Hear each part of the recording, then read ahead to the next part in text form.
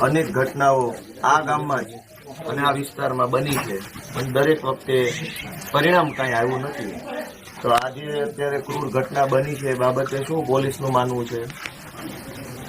પેલા તો ગોપાલભાઈ અગાઉ વાત થઈ કે અગાઉ જે બનાવો બન્યા છે એ બાબતે શું કાર્યવાહી થઈ કે માટે થઈ નથી. કાલે જ વાત થઈ હતી ગામજનો સાથે તમામના ફિંગર લઈએ છીએ, ઓનલાઈન લઈએ છીએ, મશીન ચાલુ ન હોય તો ઓફલાઈન લઈએ છીએ. એનો એક સેન્ટ્રલાઇઝ ડેટાબેઝ બને છે.